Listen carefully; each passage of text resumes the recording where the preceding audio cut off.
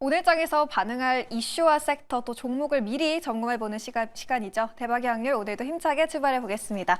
오늘은 모아랩 컴퍼니 김민성 이사님과 함께할게요. 이사님 안녕하세요. 네, 안녕하십니까. 이사님 저희 대박의 확률에 새롭게 합류해 주시게 됐는데 네. 포부 있으신가요?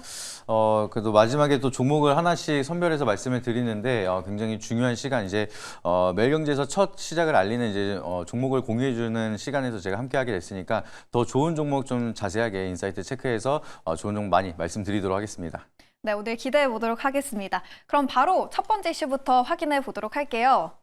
네, 첫 번째 이슈 어떤 내용일까요? 김민성 이사님의 첫 번째 이슈입니다. 전염병 4개가 동시 유행, 쿼드데믹 초비상이라는 기사를 남겨주셨어요. 요즘 이 전염병이 세계적으로 정말 난리잖아요. 네. 뭐 국내에서 독감도 그렇고 또 미국에서 뭐 노로바이러스나 코로나까지 이 글로벌적으로 전염병 문제가 계속 확산이 되고 있는데 그래서 요즘 이 국내 시장에서도 전염병 관련주들이 어제 그제 연이어서 강한 시세를 보여줬습니다. 이 이슈 계속해서 체크를 해봐야 되는 걸까요? 네, 아무래도 좀 지속적으로 체크가 필요하다라고 좀 생각을 하고 있습니다. 우리가 이제 코로나 팬데믹 현상을 겪었던 국가이기 때문에 거기에 대한 이슈가 좀 지속적으로 이어질 수 있을 거라고 좀 생각을 하고 있고요. 지금 이제 독감이나 코로나19, 이제 호흡기 세포 융합 바이러스인 RSV, 노로바이러스 4가지에 대한 전염병 유행이 동시다발적으로 유행이 되기 시작을 하면서 여기에 대한 모멘텀이 좀 강하게 형성이 되고 있고 이제 우려감이 좀 지속적으로 커지고 있다라고 보시면 좋을 것 같습니다. 그리고 뿐만 아니라 중국이랑 인도를 중심으로 해서 사람 메토뉴모 바이러스라는 이제 전염병이 계속해서 지금 확산이 되고 있는 상황인데 중요한 거는 중국과 인도 같은 경우에는 이제 전 세계적으로 인구가 가장 많은 국가 1, 2위를 기록을 하고 있는 국가에서 전염병이 확산이 된다라고 하면은 여기에 대한 좀 전염병 속도가 굉장히 좀 가팔라질 수가 있기 때문에 우려감이 더욱더 커지고 있는 상황이라고 보시면 좋을 것 같습니다. 그리고 여기서 중요한 거는 중국에서 이제 계속해서 이제 무비자 입국 허용을 하게 되면서 국내에서도 이제 많은 여행객들이 중국에 갔었는데 그리고 나서 이제 전염병에 대한 좀 확산이 이어진다라고 하면은 정확히 좀 이제 어느 정도에 대한 시간이 있어야지만 좀 체크가 필요하겠지만 여기에 대한 모멘텀이 좀 지속적으로 우려감이 계속해서 커지고 있는 상황이라 보시면 좋을 것 같습니다. 특히나 아까도 말씀드렸던 것처럼 코로나19에 대한 팬데믹 현상을 겪었던 국가이기 때문에 우리가 이거에 대한 경제적인 영향이 얼마나 좀 크게 나타난지를 좀 학습을 했기 때문에 여기에 대한 우려감이 좀 시장이 지속적으로 커진다라고 하면은 위기도 많이 나타날 가능성이 있고요. 그리고 기회도 많이 나타날 수가 있기 때문에 투자 포인트로는 좀 더 강하게 이어질 수가 있을 거라고 좀 바라보고 있습니다. 최근 들어서 진단키트에 대한 관련주가 이제 코로나19가 모멘텀이 형성이 되기 시작을 하면서 먼저 치고 올라갔었던 이력이 있기 때문에 최근 들어서 진단키트에 대한 모멘텀이 좀 다시 한번 만들어지고 있는 상황이라 보시면 좋을 것 같고요. 여기서 이제 이어진다라고 하면은 치료제랑 백신 쪽에 대한 모멘텀이 앞으로도 좀 계속해서 이어질 거라고 좀 바라보고 있습니다. 우리가 코로나19가 이제 계속해서 형성이 되기 시작을 하면서 여전히 이제 치료제가 정확히 뭐 개발이 됐다라고 말하기에는 조금 아쉬운 상황이 만들어지고 있습니다. 그렇기 때문에 우리가 질병을 완벽하게 잡았다라고 표현하기 위해서는 감기처럼 이제 약을 통해서 가볍게 먹고 치료하는 그런 구간까지 와야지만 그 질병을 완벽하게 잡았다라고 얘기를 할 수 있는데 코로나19 같은 경우에는 중증 환자 같은 좀 사태가 심각한 그런 환자들 위주로만 좀 사용을 할 수 있는 치료제만 지금 나와 있는 상황이기 때문에 좀 더 여기에 대한 치료제에 대한 모멘텀이 앞으로도 계속해서 중요하게 부각이 되기 시작을 할 거고요. 그 외에도 여러 가지에 대한 전염병에 대한 이슈가 계속해서 커진다라고 하면은 또 다양한 치료제에 대한 개발 이슈가 필요하기 때문에 여기에 대한 모멘텀이 시장이 부각이 된다라고 하면 치료제랑 백신에 대한 모멘텀도 지속적으로 체크할 필요가 있다라고 보시면 좋을 것 같습니다. 네, 각종 전염병이 확산되면서 당분간은 쉽게 끝나지 않을 걸로 보이는데요. 이 치료제나 백신 업종 강세가 이어질 거란 전망이었습니다. 이 코로나 이후에 잠잠했다가 최근 쿼드데믹이란 용어가 나타날 정도로 전염병 이슈가 계속해서 부각을 받고 있는데 이 모멘텀 투자 면에서는 언제까지 갈 수 있을까요? 제가 봤을 때 이제 바이오에 대한 사이클이 굉장히 좋아지고 있는 상황이고요. 이제 진단키트에 대한 모멘텀뿐만 아니라 유한양행이나 이제 알테오젠 같은 기술력이 있는 바이오에 대한 기업들도 다시 한번 이제 금리 인하에 대한 사이클 때문에 좀 좋아지고 있는 흐름이 만들어지고 있습니다. 그래서 여기에 바이오 사이클에 맞물리기 시작을 하면서 쿼드데믹에 대한 모멘텀은 좀 강하게 부각이 나타날 거라고 생각을 하고 있고요. 이런 사이클이 맞물려지기 시작을 한다라고 하면 제가 봤을 땐 적어도 한 상반기에 대한 사이클은 계속해서 이어지지 않을까. 그래서 2분기까지는 그래도 여기에 대한 강세 흐름이 만들어질 거라고 좀 바라보고 있습니다. 그리고 최근 들어서 미증시보다 굉장히 좀 강한 시세 흐름을 보여주고 있는 국내 증시인데 이 코스닥에 대한 모멘텀이 좀 더 강하게 이어지기 위해서는 결과적으로 대부분이 포진되어 있는 바이오 산업이 좀 더 강세를 보여줘야지만 좀 힘있게 올라가는 모습이 나타날 수가 있습니다. 그래서 바이오에 대한 바닥 사이클에서 좀 수급이 들어오고 있는 구간이고 여기서 유동성 장세에 대한 흐름이 계속 이어지기 위해서는 바이오에 대한 순환매가 좀 강하게 이어질 수가 이슈가 있을 거라고 생각을 하는데 그중에서 지금 쿼드데믹이라는 모멘텀을 가지고 있는 치료제 백신이라든지 진단키트에 대한 모멘텀은 좀 강하게 시세를 분출할 수가 있으니까 꾸준하게 좀 관심 있게 보셔도 좋을 것 같습니다. 네, 바이오 산업과도 엮어서 상반기까지는 시세 계속 유지될 수 있다는 의견이었습니다. 참고해 보시면 좋을 것 같고요. 그럼 이어서 오늘 장에서 살펴봐야 할 두 번째 이슈도 확인해 보도록 하겠습니다. 화면 통해서 만나보시죠. 네, 젠슨 황 CEO가 RTX 50 GDDR7 삼성이 초도 공급이란 기사이죠. 어제 나왔던 핫한 이슈인데 이 젠슨 황 CEO가 신형 그래픽카드 시리즈를 공개하면서 마이크론만 언급을 했다가 어제 이 삼성전자가 초도 물량을 공급한다라고 정정을 했습니다. 이 관련해서 가장 어떤 포인트에 주목을 해보는 게 좋을까요?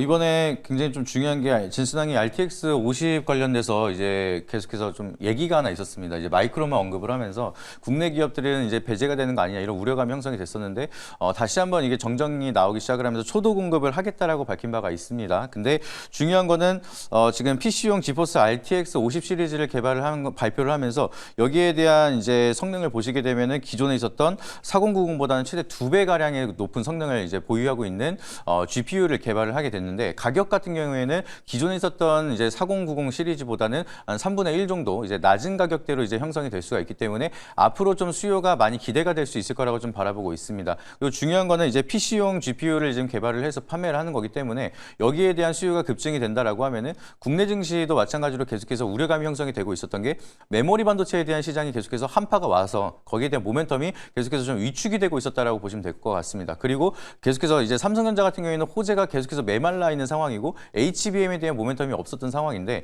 이번에도 DDR7에 대한 모멘텀이 계속해서 올라가기 시작을 한다라고 하면은 그동안 좀 침체됐었던 메모리 반도체에 대한 시장도 다시 한번 개화가 될 가능성이 높다라고 좀 바라보고 있고요.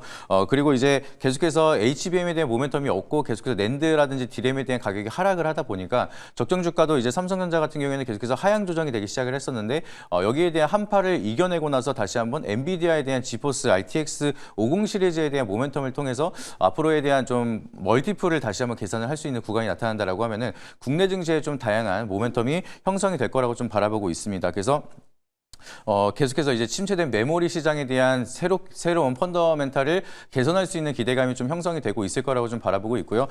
젠슨 황 같은 경우에는 이제 CS 2025에서 아까도 말씀드렸던 것처럼 SK 하이닉스랑 삼성전자는 그래픽 카드를 만들지 않는 걸로 알고 있다라고 좀 실언을 하면서 여기에 대한 우려감을 잠깐 형성을 했었는데 알고 보니까 이제 DDR 쪽 시장에 대한 점유율 80% 가량을 삼성전자랑 SK 하이닉스가 이제 점유율을 확보를 하고 있는 상황이기 때문에 굉장히 좀 강대국으로 바라보시면 좋을 것 같습니다. 그리고 한국 같은 경우에는 메모리 반도체에 대한 강대국으로 우리가 잘 알고 있기 때문에 그동안의 시스템 반도체에 대한 모멘텀은 미국이 먼저 끌고 갔다라고 하면은 다시 한번 이번에 대한 모멘텀을 통해서 메모리 반도체에 대한 개화가 이어지면 국내 증시에도 좀 더 여기에 대한 모멘텀이 좀 강하게 만들어지기 시작을 하면서 투자 포인트로도 계속해서 이어질 가능성이 높다 보니까 여기에 대한 메모리 반도체에 대한 이제 주가 측면에서도 강한 시세가 나올 수 있을지 계속해서 체크할 필요가 있다라고 보시면 좋을 것 같습니다. 네, 국내 반도체 시장의 악재가 됐던 요소가 해소되면서 강한 시세를 뿜을 수 있다는 의견이었습니다. 한동안 부진했던 반도체 시장인데 이제 본격적인 턴어라운드 기대감이 남아있다는 의견이었고요. 엔비디아발 훈풍이 제대로 불어올 수 있을지, 주도 섹터로 계속해서 자리매김할 수 있을지 오늘 장에서도 주시해 보셔야 할 때 보입니다.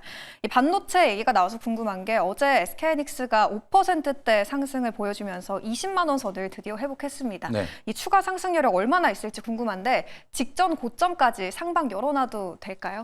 네, 저는 좀 더 긴 호흡으로 보신다라고 하시면은 반도체 같은 경우에는 좀 긴 호흡으로 보셔야 된다라고 항상 누누이 말씀을 드리고 있는데 지금 SK 하이닉스는 HBM에 대한 모멘텀을 가지고 있는 국내 기업 중에서는 가장 최고라고 보시면 좋을 것 같습니다. 지금 삼성전자 같은 경우에는 HBM에 대한 3E 퀄 테스트를 여전히 통과를 못하고 있는 상황이고요. 이번에도 젠슨 황이 얘기를 했던 부분이 이제 삼성전자를 믿고 있지만 설계도를 변경을 해야 된다라고 얘기를 했던 부분이 있습니다. 그래서 사실상 이거는 병주고 약준 이야기라고 좀 생각을 하고 있는데 결과적으로는 우리에 대한 잘못이 아니라 삼성전자에 대한 설계도를 전부 다 바꿔야지만 콜테스트가 가능한 수준이다라고 좀 얘기를 하는 바도 있는 것 같습니다. 그래서 거기에 좀 어느 정도 호재로 이어지는 거는 메모리 반도체에 대한 초도 공급 물량을 이제 삼성전자가 넣는다라고 이제 얘기를 하면서 어느 정도 투심을 좀 만회를 하고 있는 상황이라고 보시면 좋을 것 같은데 지금 시장에서 가장 주목을 받고 있는 모멘텀이 결과적으로는 뭐 이제 에이직도 있고 다양한 모멘텀이 있지만 HBM에 대한 모멘텀을 얼마나 강하게 가지고 있느냐 이게 주가 측면에서도 가장 모멘텀이 크게 만들어지고 있는 상황인데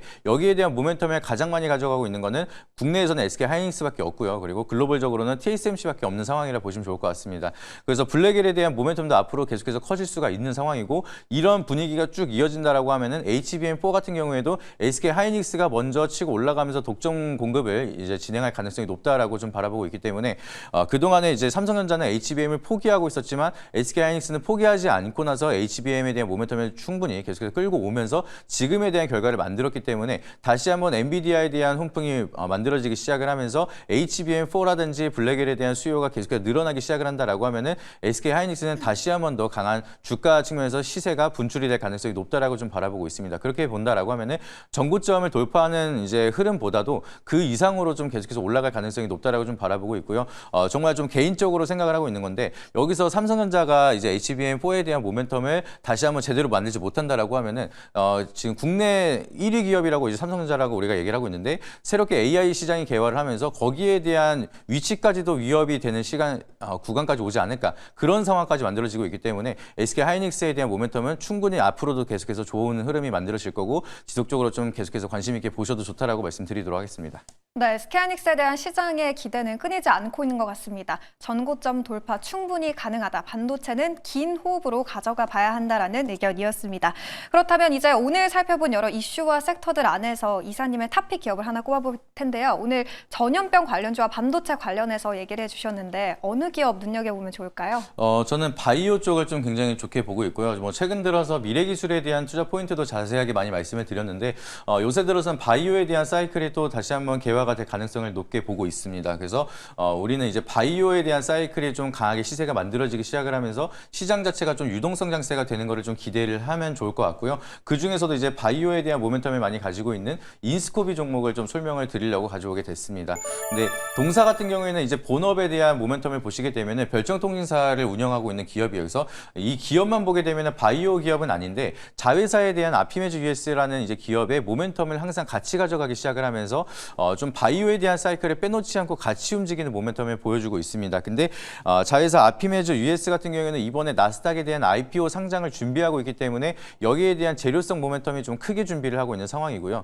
지금 바이오 같은 상황에서는 어떻게 자금 조달을 잘 하고 있느냐 그게 좀 앞으로에 대한 임상 실험이라든지 기술 개발에 대한 모멘텀이 좀 크게 부각이 될 수가 있는데 특히나 이제 아피메즈 같은 경우에는 국내 기업이 아니라 나스닥 상장을 준비를 하고 있는 만큼 이게 성공하게 된다라고 하면은 이제 자금 조달에 대해서 굉장히 유리하게 용이하게 사용을 할 수가 있기 때문에 기업에 대한 펀더멘탈 자체적으로는 좀 크게 반영이 될 수가 있어서 여기에 대한 좀 재료 자체가 굉장히 크게 적용이 될 수가 있을 거라고 좀 바라보고 있습니다. 그래서 미국이 상장이 되고 나서는 천연물 류마티스 관절염 치료제에 대한 임상 실험을 본격적으로 진행을 하겠다라고 좀 밝힌 바가 있기 때문에 자회사인 아피메즈가 이제 나스닥에 대한 IPO 상장을 함과 동시에 성공을 한다라고 하면은 임상 실험 3장을 좀 빠르게 진행을 하겠다고 밝힌 바가 있습니다. 그래서 인스코비 같은 경우에는 자회사에 대한 지분을 가지고 있는 모멘텀도 있고요. 이제 자회사가 IPO 상장을 통해서 그 이후부터 임상 실험을 하게 된다라고 하면은 기업에 대한 멀티플이나 가치 자체가 좀 빠르게 성장을 할 수가 있기 때문에 인스코비에 대한 주가 측면에서도 좀 강한 시세가 만들어질 수가 있을 거라고 좀 보여지고 있고요. 차트를 한번 보여주시게 되면은 과거에 이제 1세대 우리가 바이오가 강한 시세를 보여줬을 때 2016년도에서 2018년도 대비해서 바이오가 굉장히 강한 상승세를 보여줬습니다. 이때 당시에 강하게 갔던 게 줄기세포 관련주, 이제 파미셀이라든지 네이처셀 이런 종목들이 좀 1세대 바이오 기업으로서 강한 시세를 보여준 이력이 있었는데 그때 당시에서도 인스코비는 빼놓지 않고 같이 강한 시세를 보여줬던 대표적인 종목입니다. 그래서 이번에도 이제 파미셀이랑 네이처셀이 좀 강한 시세를 보여주고 있고 여기에 대한 바이오 섹터 사이클이 계속해서 이어진다라고 하면은 인스코비도 좀 빼놓지 않고 움직일 수가 있는데 아직까지 시세를 분출하지 않고 이제 차트로 봤을 때는 여전히 대바닥권에서 일단은 바닥을 다지고 있는 그런 구간이 형성이 되고 있기 때문에 충분히 가격적인 메리트 측면에서도 우리가 유리하게 좀 바라볼 수가 있다라고 좀 보시면 좋을 것 같고요. 그리고 이제 이동평균선을 보시게 되면은 매물대를 거의 다 돌파하고 올라온 구간에서 위에서 지금 여기서 상방으로 올리게 된다라고 하면은 앞전 고점인 2,360원대 돌파 이후에는 거의 매물대가 없는 구간까지 왔기 때문에 여기에 대한 투자 공략을 한다라고 하면은 지금 손익비가 굉장히 잘 나온 자리여서 참고하시면 좋을 것 같습니다. 그래서 가격 전략 간단하게 말씀드리면은 여기 구간을 돌파하고 1차적인 목표가로 3,000원대까지 충분히 강하게 상승이 이어질 수가 있을 거라고 좀 생각을 하고 있기 때문에 그 부분 참고하시면 좋을 것 같고요. 추세가 좀 강하게 이탈할 수 있는 1,260원대는 좀 손절 라인으로 잡고 리스크는 관리한다라고 말씀드리도록 하겠습니다. 네, 오늘장 원픽 기업은 인스코비라는 기업이었습니다. 자회사인 아피메즈 US가 나스닥 상장을 준비하면서 기대감 받고 있는 기업인데요. 이 임상시험 관련한 호재도 있고 또 주가적으로도 강한 추세 상승 구간인 만큼 주시해 보셔도 좋을 듯 보입니다. 그렇다면 더 자세한 전략, 또 다른 종목도 궁금한데 어디서 더 들어볼 수 있을까요? 네, 네이버 밴드에 김민성 검색하시게 되면 제가 운영하고 있는 밴드가 있습니다. 장중에도 그렇고 이제 휴장에서도 필요한 정보가 있으면 지속적으로 좀 계속 체크를 드리고 있으니까 밴드 오셔가지고 많은 인사이트 참고하시고 투자에 참고하시길 바라도록 하겠습니다. 네, 김민성 매니저 밴드에서 검색하셔서 더 자세한 전략 참고해 보시면 좋을 것 같습니다. 그럼 저희는 다음 주에 더 대박 확률로 돌아오도록 할게요. 지금까지 김민성 이사님의 대박의 확률 시간이었습니다.